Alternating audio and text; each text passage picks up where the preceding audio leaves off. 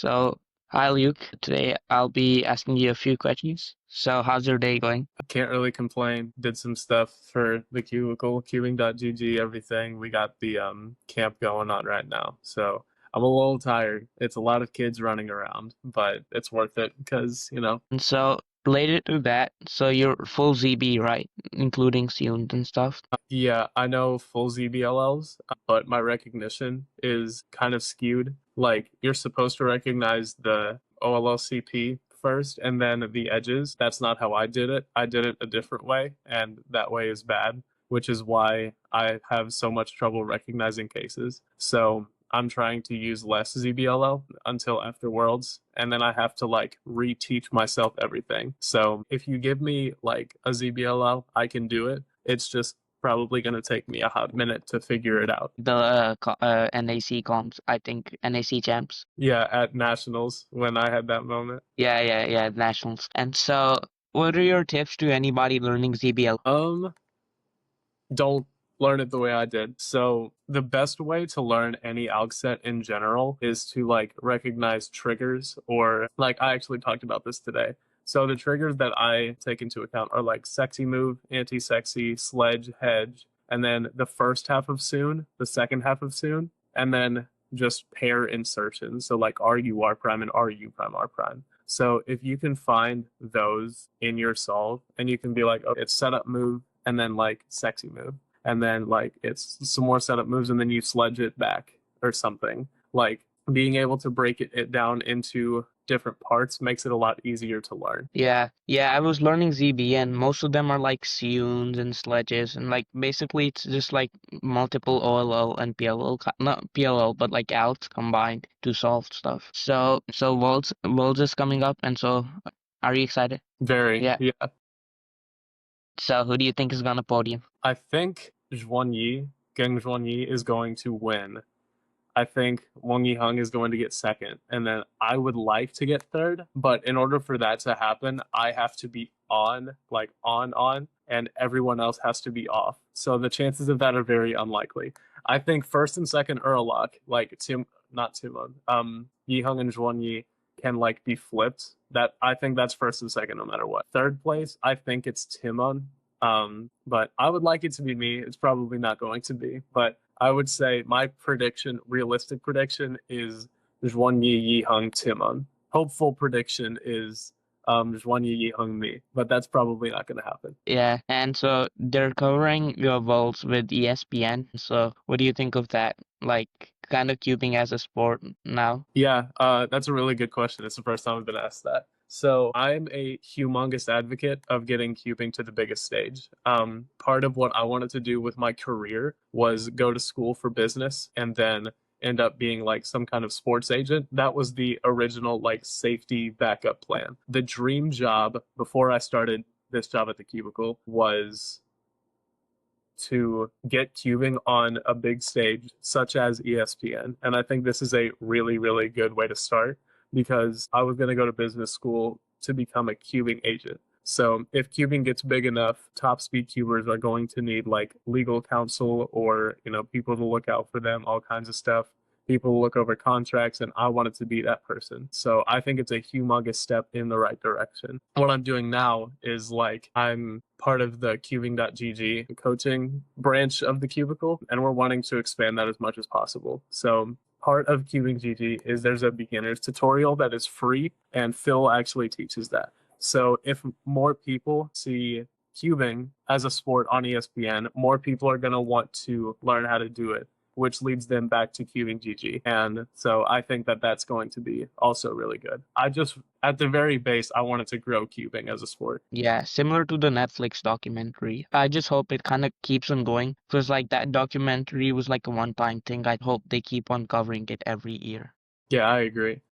Yeah. In a Facebook group that a bunch of cubers are a part of, someone posted that they were at a sports bar or something, or some restaurant with a lot of TVs, and there was a cubing competition being broadcasted on ESPN just randomly. So that was the first instance of cubing on TV that I had ever seen. But Worlds on ESPN that's gonna be awesome. Yeah, and so like Worlds is coming up, and so how do you manage your nerves, you know? Because going into the Worlds, obviously you kind of get nervous almost every single comp, and so how do you manage nerves? It's a good question. I like to make sure that my turning is as consistent as possible. That's for like normal solving. So whenever there are, I'm not going to say names because that's bad, but there are some people who make it their mission to turn as fast as possible because, you know, high TPS, like if you want to solve a queue quickly, you got to turn fast. I said I wasn't going to name names. I lied. Yihung is the fastest turner ever, right?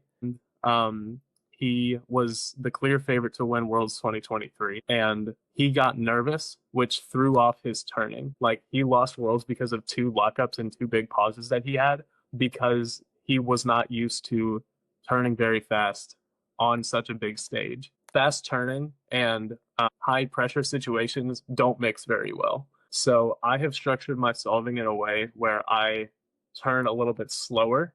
And that way I'm just more consistent overall because that bodes better for championship environments. And I didn't start honing that down until after Nationals 2023 because at NAC 22 and NATS 23, those are the two major finals that I've been in besides NAC.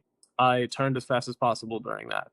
And then NAC, I was like studying patterns in my solving to see how, like, I was studying how much warm up I needed, stuff like that. I was on the next stage and I said, okay, just turn consistently. Slow your turning down a little bit and turn consistently. And it can be seen in the 618, the second solve of that I locked up a lot during that. But because I wasn't turning super fast, the lockups weren't crazy. All of the turning still happened. It was just a little bit crunchy, I guess would be the right way to say it. Another piece of advice is um, in the last two major finals I've been in, and that's 2023, the only good solve that I had was at the very end. And that was immediately after the I know it. And that was when I like stopped caring. That was when I was like, I'm here to have fun. I already made everybody laugh. Let's just like finish this out. Let's have fun. And I got a 5. I've told this story multiple times, but I'm going to tell it again because it's funny. Me and Luke Garrett were going head to head in NAC finals last year, and his fourth solve, like he didn't have a great average. His fourth solve was a 451, and I made it to where I couldn't see the crowd on any of his, like when he was going. I didn't want to see the reaction at all. The only one that I saw the reaction for was the 4. And so he got the 4 and then he like stood up and went like that because he wasn't doing great and he was just trying to like make the crowd laugh or whatever, pump himself up. But I saw a reaction and then a pause and then a bigger reaction. So what I thought happened was there was a good single and then he realized it was a good average and then he went crazy and then they went crazy for him. That was what I thought happened. So I was just like, okay, whatever. Let's just get a good time on this. I need a good performance in a major final. And I got a 545. And I celebrated because it was a good performance. I didn't think that would get me anywhere. But I mean, it got me third or second in North America. But moral of the story is like that Luke's reaction made me stop caring. I was like, there's no chance I can beat him with anything I get. So let's just do my best. And that's 2023. I was like, this average is already dead. I've already made everybody laugh. On this last one, let's do my best. So those are my best pieces of advice for managing nerves. Have a solving style that is very forgiving and don't take it too seriously. Like it's just a plastic toy.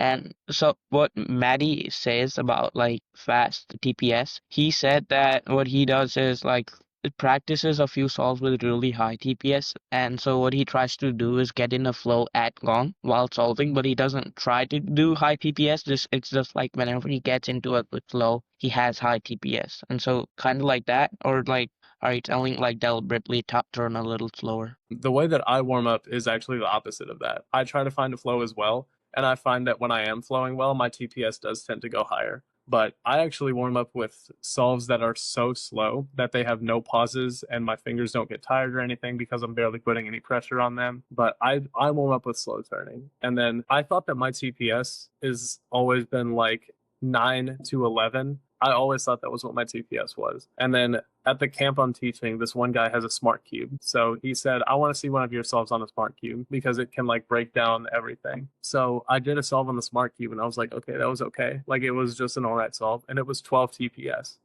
because I haven't been queuing very much at all recently because I'm just like resting, preparing for worlds, keeping myself fresh. I don't want to burn out right before. So I just did a solve that was all right, but my flow was great and it was 12 TPS. And I know 12 isn't Yihung's 15.78, but 12 is still pretty good TPS. Yeah, Yeah, yeah. And so that kind of dives into my next part. So what do you do coming up to a comp?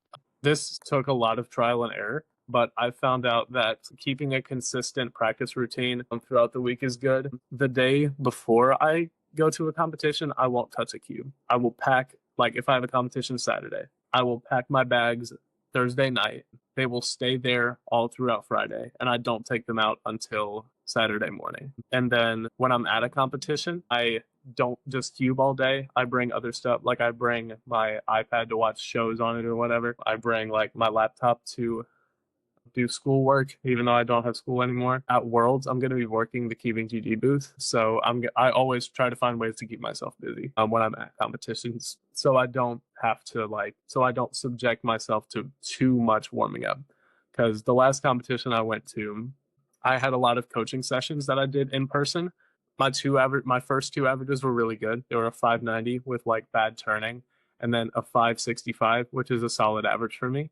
And then I stopped doing coaching sessions and I just started solving. And I was like, okay, let's get finals over with. So I went up and I did terribly. Well, terribly like 6.5, but that's not what I was expecting. So that was kind of the reminder that like I need to not over warm up. So that's just me. Some people do really well whenever they are like over warmed up, or a lot is like their perfect amount of warm up, whatever you want to call it. But I peak very quickly. Like I need 15 to 20 warm up solves and then I'm good. Like I'm ready to solve.